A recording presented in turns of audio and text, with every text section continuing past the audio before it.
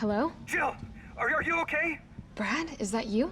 Listen, you gotta get out of there. What are you talking about? I don't have time to explain. You gotta get out of there right now. All right, let me grab my...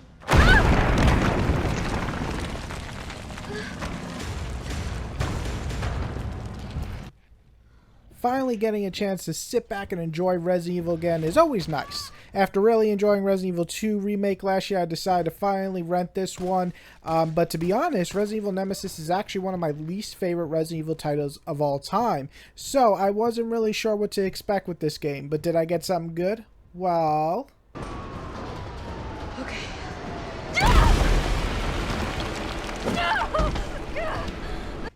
This stars Jill Valentine. She's just minding her own business in her apartment, you know, seeing shit in the mirror. So I'm going a little bit crazy. That's just what people do. And one day a guy comes knocking on the door, and he's this big motherfucker in a trench coat, basically. That's pretty scary no matter what, in real life too. And then he tries to kill you. Nemesis is his name, and he's a real piece of shit as he chases you everywhere you go. Jill is basically getting chased down the entire game, and between her and this other guy named Carlos, they work together to survive and stop the beast. The gameplay is vastly improved like Resident Evil 2 Remake was. Gone are the horrible camera angles of the past, and it gives you more of that free roam to move around, look around, plus aim like you have an actual gun. It's still third person, but it works great, and it's one of the biggest improvements the Resident Evil 4 brought to the entire franchise, and it still works great here, and it's actually better than ever if I were to be honest.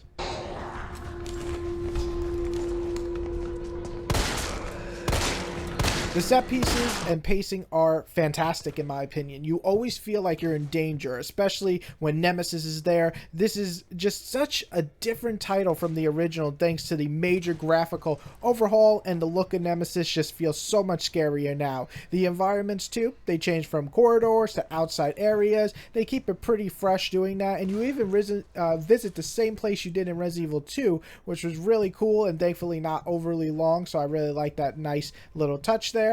Voice acting is obviously improved, and so is the dialogue. We're giving Carlos a lot more character moments and playtime. I really enjoy Jill here too, as I always do. She's one of the coolest characters in the franchise, and her haircut here makes her so damn cute. I love it. And it's just really fun to play as Jill and Carlos in this game, which is a nice improvement from the original game.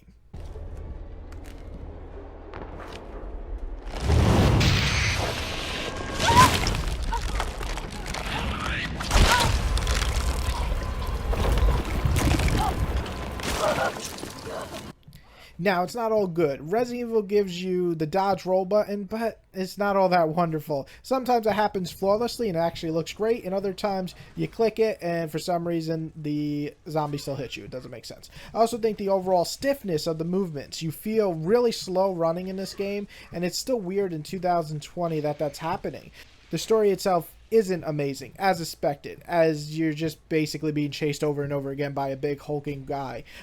But the main story is just the same old, same old. You got to get a vaccine, you got to cure, blah, blah, blah. You know, it's the same shit in every Resident Evil. That's why Resident Evil 7, I think, probably has my favorite story in the franchise, because I think they really tried there. Also, some people really dislike the fact that there's no puzzles at all in this game. Me, I don't really care. I never thought the puzzles are that great. I can't say Resident Evil 3 blew me away. What I can say, though, is I enjoyed it far more than the original version. While fast-paced, fun, and exciting, it also has some flaws, like I mentioned above, and it's only about 5 hours, so I don't know if I would buy this at full price, and I'm not even going to play that Survivor or whatever online thing they have. I just don't care. But if you can get this cheap or rent it, it might be worth checking out, even for people who didn't like the original like me. I'm going to give this a 7.5 out of 10. It's my turn, bitch!